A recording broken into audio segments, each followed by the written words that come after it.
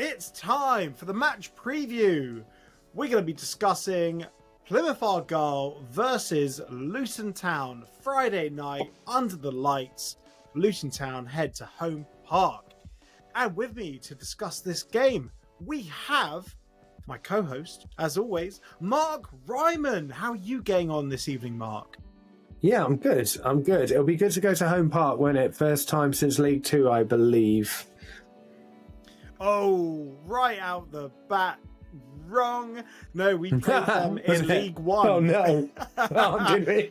Oh, yeah, that's not a good start. First time since I can remember is League Two. Yeah, so we actually mixed it in League One. Oh, right, okay. Remember that League One winning season? We were I do remember that season. So we actually beat them 5-1 at home, but our last trip to Home Park was a 0-0. And in that 5-1 win, James Justin scored. I was there. I should remember that. I was there. That's even worse. Yeah, JJ scored, yes, and James Collins scored. Yes, I remember it now. Yeah. Tremendous game. But it's been a while, and since then, like, they're in the Championship. Clearly. We've been to the Premier League. We come back down. But two very different teams now. And who knows what will happen, what with the way Luton Town are playing on the pitch right now. It's going to be a tough one to call, and it's all going to be based around formation. Will he change it? Will he mix it up and line up, those players that came on and made the difference in the last game? Are they going to start? Yeah, it is a really tough one because we can't make the decisions. Like, Rob Edwards obviously makes the decisions, and from what he saw of how the game finished, do you start Victor Moses, who had such an impact and looks so sharp? Do you start Tom Krauss, who completely changed the game with his direct running and lack of fear of playing a forward pass? Do you start Carlton Morris, who bagged a brace, or do you persist with this sort of 3-4-3 but with two people supporting Carlton Morris? It's a box midfield and it's really ineffective, and it leaves Carlton Morris really isolated. Yeah, I mean, if you're asking me, do we start all those players? Yes, absolutely. But I think that we are entering the territory of if he's going to mix it up at all this season, it's got to happen soon. So we'll soon find out, won't we? I've heard plenty of people say that he is, married to his 3-4-3, and that nothing is going to alter that. And they could be right. I really hope they're not. His post-match, he clearly understands that that the 4-4-2 we essentially reverted into after 80 odd minutes was far more effective. There is the circumstance of the game to bear in mind as well. But if we want our attacking players, our flair players to dominate, to actually have a chance of getting goals and making assists, we have to give them support further up the pitch. We cannot play out from the back and then stop at the halfway line only for a team to counter on us. What's the point in having players like Tahith Chong, Victor Moses, Doughty even in the side if we're not going to use them in the areas of the pitch that they're best at? It was attritional watching us playing out from the back last game. It really was, because we play out from the back and Sheffield Wednesday just had our number every single time, especially in the first half. Like, the ball literally was getting stopped at the halfway line, or we'd get just inside their half and the ball would just come straight back. And it is a case of, if we're going to play out, we got to play fast, direct, overheads as well. Like, we got to find a different way to beat the press, because, look, Plymouth play a front four, and there's a lot of legs in there as well. You got Forshaw, who he's so experienced. He's played for Leeds. He's good, and you don't play for Leeds without having that little something about you. He's really good. He's there right behind Hardy. And then you got Whittaker, you got Sissoko on the other side as well. There's a lot of legs there to just chase. And there's a lot of width there as well across their front line. So I feel like those, like Forshaw, Sissoko and Whittaker pressing up right on our back three, playing out from the back just isn't going to work in this game. No, I agree. I also worry about them doing man-for-man marking as a back three with those three as well, because at least two of them have the legs over our defenders. And you give Whittaker space like we gave Barry Bannon space. I mean, just getting sucked towards the ball. We'll talk about this probably in a bit, but just that worries me because, you know, players being free in the middle of the park or at the back stick is something that we have been guilty of consistently this season. And you give Morgan Whittaker an inch from anywhere from 25 yards in, he's going to score more often than he misses. You know, we got lucky in the first half against Sheffield Wednesday that Windass decided that if he forgot that there's a goalkeeper there that he has to get past, because otherwise there'd have been 1-0 up from that play. I think those players will punish us more at their front end. You know, their weakness is their back line probably, but yeah, it's a concern, definitely.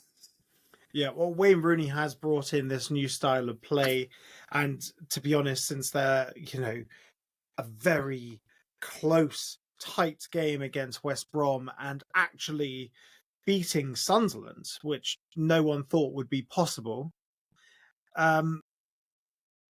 it looks like they will be a tougher nut to crack than we would have thought when we saw this fixture list announced at the beginning of the season.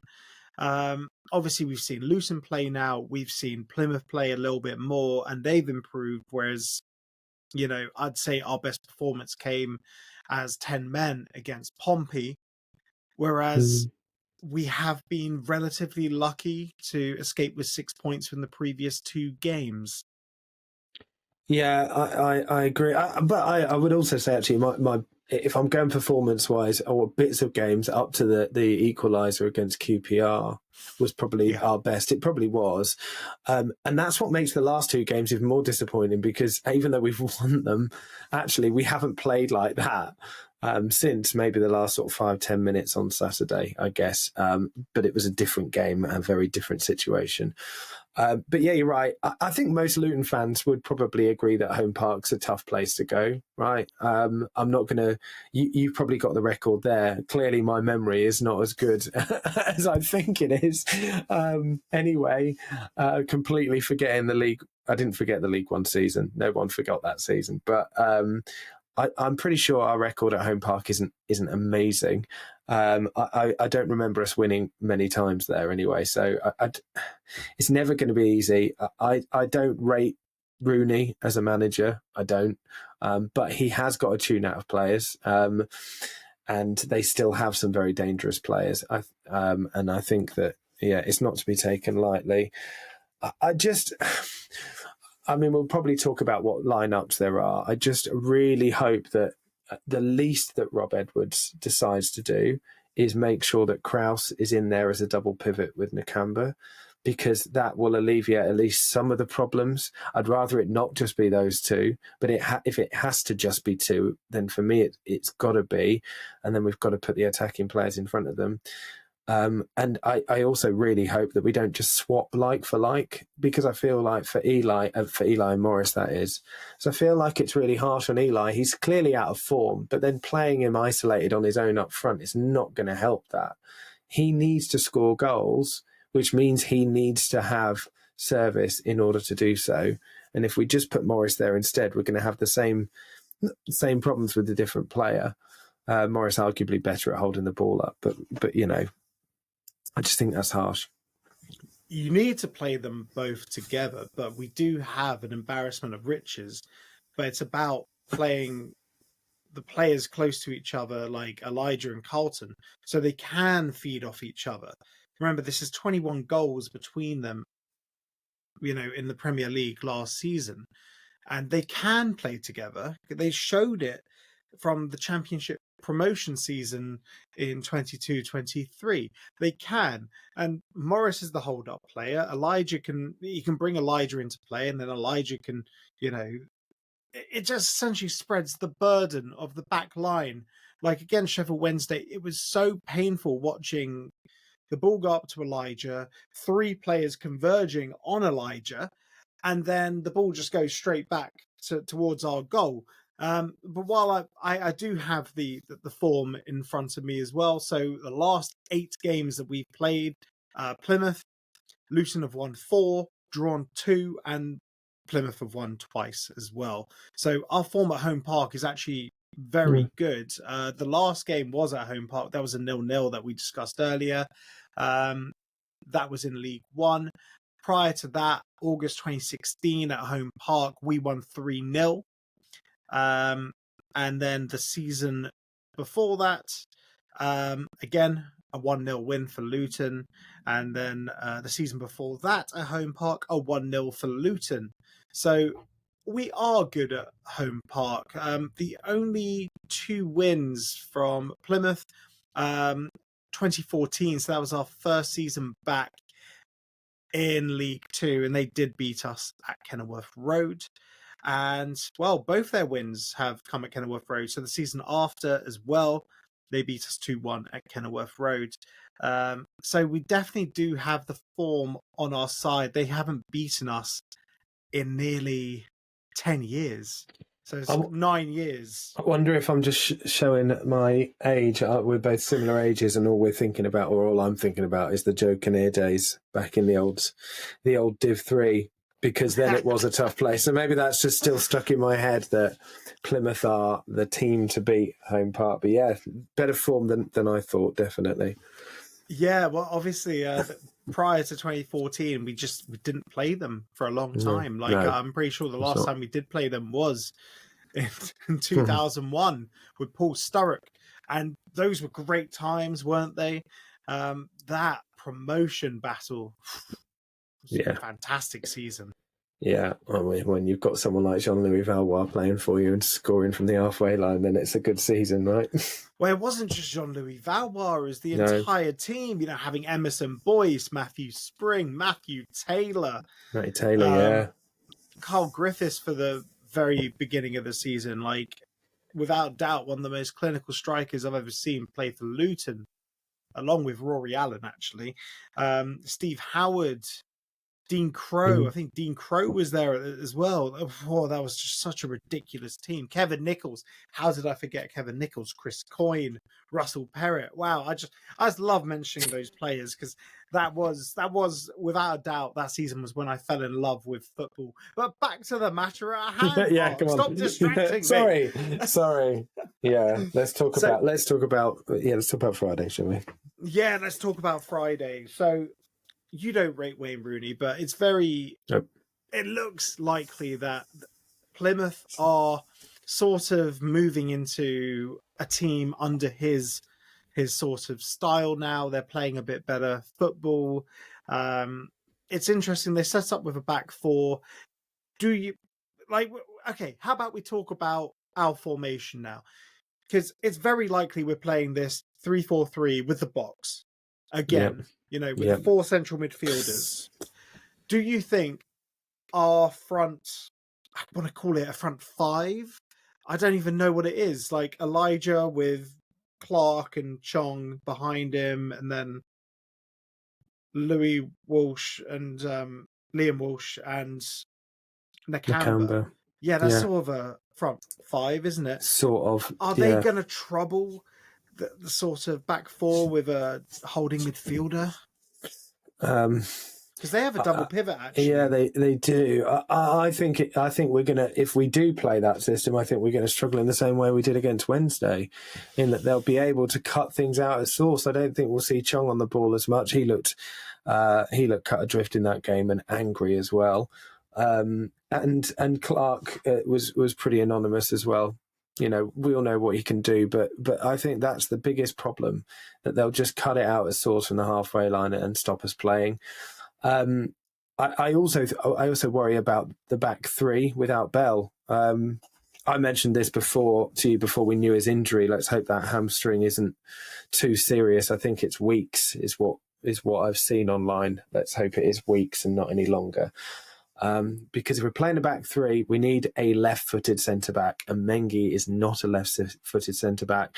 If I had my way, our best three defenders would not include McGuinness currently. It would be Burke, Mengi in the middle, and Bell on the left. But if we are going to play a back three, that's clearly not going to be the lineup. Mengi will be on the left in all likelihood, Burke on the right, and McGuinness in the middle, and I worry about that. That as well. I don't think so. No, I think we would. I think we're going to struggle to get balls into the players that are our creative players. I said earlier, if we consistently play that system, I would be very surprised if we didn't make some changes, at least in personnel. We might not see all of Victor Moses, Tom Krauss, and Morris on the pitch from the start. I mean, I would, as I've said already, but I would be very surprised if we didn't see at least one or two from those three start, whatever system he plays. Okay, so let's say the back three is going to be unchanged then. So it'll be Mengi, McGuinness, and Burke. Yeah. Providing Burke can do 3 games back to back. I hope he can. Yeah. Then who are your wing backs? Yeah, so if he plays the system, then I think you'd probably, left-hand side, Alfie Doughty, although, I heard it being spoken about Alfie playing further forward. I would love to see that, where he's got more room to challenge players, but fine, we'll keep Alfie at left back. I think Roy Walters struggled in the last game, although he has been good for us. There is a temptation, isn't there, to put Moses as a right back. But I wouldn't want to see that. I'd probably, if we're going to play a back five, I'd put Walters there simply because I think Moses is not utilised properly if he's as a fullback. Same problem as we'd had with Chio. So I'd probably put Walters there if it is a back five. I'd love to see a back four, and you can use Bell being injured as an excuse. That gives us a hell of a lot more freedom to play players further up. And if we play a back four, of course, then that gives us an extra position for someone like Moses to slot in more naturally further up the pitch. Yeah, I'd like to play the shape that Plymouth play, because I feel naturally right now with a back four suits us. It really does. Yeah. But alas, I don't think we will. Okay, and then moving into midfield, so you're going for Walters and Doughty. Mm-hmm. It's that midfield four. How do you want to assign those midfield four spots? Well, I'd see the back two being Nakamba and Krauss. For me, it has to. I mean, you've got, Nakamba, we know what he can do breaking up play, but Krauss has also got those driving runs. One of the things that I said was missing is the link up. Well, Krauss did that. Krauss was direct, really direct, got forward really quickly and was able to link that play. He'd make all the difference there. So I'd keep those two as the two out of the four. And then, further up, it's difficult, isn't it? We know what Chong can do. He's a great player, but I just feel like we're not getting the best out of him, or he's not been on form as much as we know he can be. Zach Nelson's a shout. He also looked very good when he came on. Further up the pitch, I don't know what you think. I would like to see him given a go, even if it's not starting, as one of those positions in that four as well. And then of course, well, the last position will depend on the way the system is, but if it's narrow, it's difficult. I'd like to see Victor Moses. I don't know how he would work in that particular role. It needs to be a bit wider out for me, but yeah, that fourth one's a difficult one if we're playing that box for me. Yeah, so I'd actually break the box and I'd play Elijah and Carlton together, or if we're not playing Elijah and Carlton, it'd be Elijah or Carlton and Chong and Moses behind. So you get the width. You also get, the actual penetration further forward.